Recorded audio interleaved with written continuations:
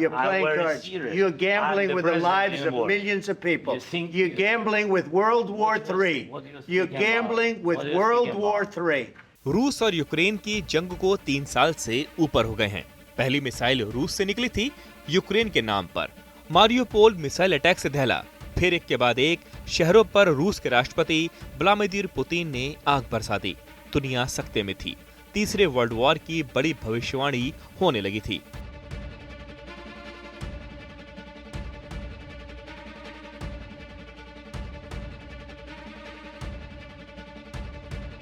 लेकिन उस वक्त एक शख्स रूस के हमलों का माकूल जवाब देने का मन बना चुका था।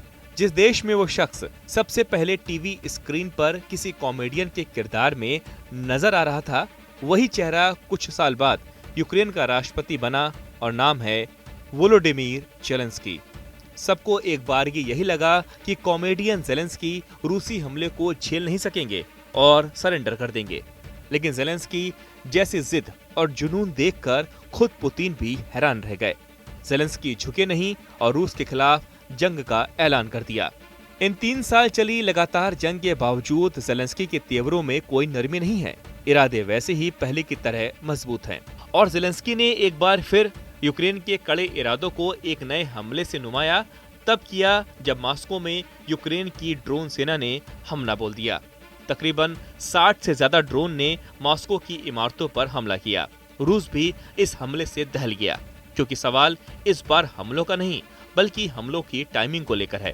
दरअसल एक तरफ अमेरिका के राष्ट्रपति बनने के बाद डोनाल्ड ट्रंप लगातार रूस यूक्रेन जंग रोकने की कोशिश कर रहे हैं, तो दूसरी तरफ ज़ेलेंस्की के तेवर लगातार तल्ख होते जा रहे हैं। आपको याद होगा कि कुछ दिन पहले के ये वीडियो जब मीडिया के सामने ओवल ऑफिस में ही राष्ट्रपति ट्रंप और उपराष्ट्रपति जेडी वांस से ज़ेलेंस्की उलझ पड़े। ये वो नजारा था जो किसी को भी चौंका सकता था, क्योंकि इसकी कई वजह थी। पहली वजह ये कि ट्रंप खुद इसमें बैठे हुए थे। दूसरी वजह ये कि इस मुलाकात को रूस के राष्ट्रपति पुतिन अपने महल से देख रहे थे। तीसरी वजह ये कि मुलाकात की बातचीत पर दुनिया की नजरें गड़ी हुई थीं। चौथी बड़ी वजह ये कि अगर यूक्रेन और अमेरिका के बीच डील होती है तो क्या डील होगी, ये सभी जानना चाहते थे। God bless. You don't know that. God bless. You don't God know bless. that. You will not have a war. Don't tell us what we're going to feel. We're trying to solve a problem. Don't tell us what we're going to feel. I'm not telling you. Because I'm you're in no answering all position to these dictate that. That's exactly Remember what this. you're questions. doing. You're in no position to dictate what we're going to feel. We're going to feel very You will good. feel influenced. We're going to feel very I'm good and telling very you, strong. You will feel influenced. You're right now not in a very good position. You've allowed From the yourself very- to be in a from very the very bad position, beginning and he of the happens war. to be right about From the it. very beginning. And the president who's trying to save your country. Please. You're I'm playing very cards. serious. You're gambling I'm the with the president lives in of war. millions of people. You think You're you- gambling with World War III. What are you You're speaking gambling about? with What are you World speaking War about? III. And You- what you're doing is very disrespectful to the country, this country, that's with back all to you, respect to you. far more than a lot of people said Very they respect. should have. Have you said thank you once? मुलाकात से पहले सबको ये लग रहा था कि Zelensky सिर्फ किसी पपेट की तरह व्यवहार करते दिखेंगे और ट्रंप जहां जहां उनसे कहेंगे वो दस्तखत करते जाएंगे, क्योंकि रूस को जंग से रोकने के लिए खुद ज़ेलेंस्की बेताब हैं। लेकिन हुआ इसका ठीक उल्टा। ज़ेलेंस्की ने ट्रंप को ही अपने ऑफिस में खरी खोटी सुना दी और वहां से बिना डील किए निकल गए। ट्रंप हैरान थे। यूक्रेन के मंत्री माथा पकड़कर बैठ गए। उपराष्ट्रपति जेडी वांस भी निशब्द हो गए। इसके बाद ट्रंप ने ऐलान किया कि वो यूक्रेन को दी जाने वाली फंडिंग को रोक रहे हैं।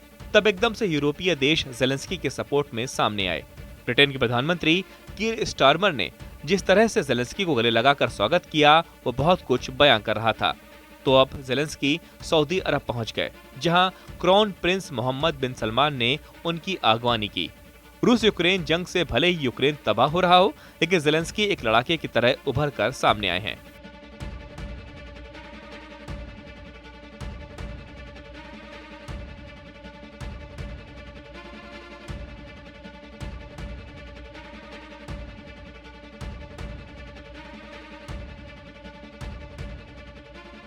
हमेशा सेना की ड्रेस पहनने वाले राष्ट्रपति ज़ेलेंस्की से जब अमेरिका में एक पत्रकार ने पूछा कि आप सूट क्यों नहीं पहनते, तब उन्होंने कहा कि जब जंग रुक जाएगी तो वो सूट भी पहनेंगे।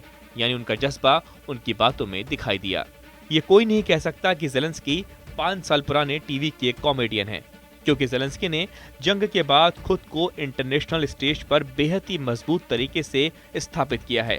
दिलचस्प बात यह है कि टीवी शो में भी वो राष्ट्रपति थे और साल 2019 में उन्होंने पहली बार यूक्रेन के राष्ट्रपति के तौर पर शपथ ली थी। लेकिन अब वो 4.5 करोड़ की आबादी वाले यूक्रेन के सबसे बड़े नेता हैं, जो रूसी हमले का जोरदार तरीके से जवाब दे रहे हैं। टीवी पर प्रसारित हुए show servant of the people series में उन्होंने इतिहास के एक टीचर की भूमिका निभाई थी, जो किस्मत से देश का राष्ट्रपति बन जाता है।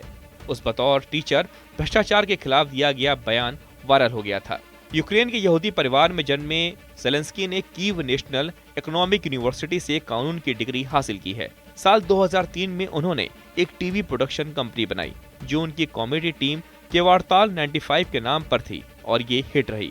साल 2019 में उन्होंने love in the big city और 2012 में ज़ेलेंस्की बनाम नेपोलियन फिल्में बनाई। साल 2019 में हुए राष्ट्रपति चुनाव में उन्हें 70% से ज्यादा वोटों से शानदार जीत मिली।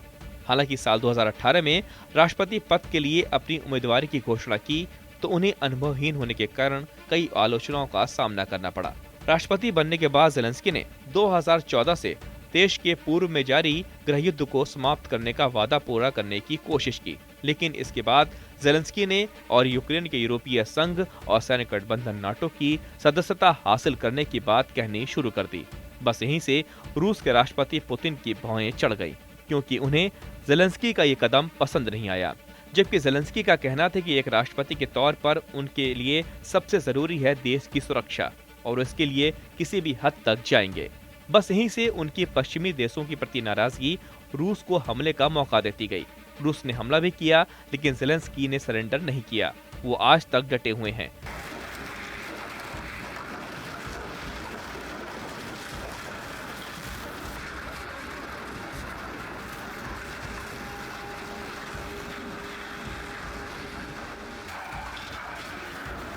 बड़ी बात यह है कि रूस के साथ युद्ध विराम समझौता करवाने की कोशिश में ज़ेलेंस्की सिर्फ शर्तें मानने के लिए ही टेबल पर नहीं बैठेंगे, बल्कि वो अपनी शर्तें भी रखेंगे।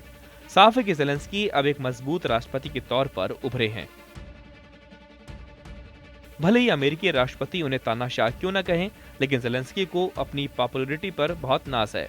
कई सोशल मीडिया रिपोर्ट्स में ज़ेलेंस्की के अरबपति होने का दावा किया जाता है। हालांकि फोर्ब्स ने एक रिपोर्ट में कहा था कि 2022 में जब रूस ने यूक्रेन पर आक्रमण किया था, तब राष्ट्रपति ज़ेलेंस्की की दौलत लगभग $20 मिलियन थी। दावा किया जाता है कि राष्ट्रपति बनने से पहले ही उन्होंने लगभग $1 मिलियन की कीमत का फ्लैट खरीदा था।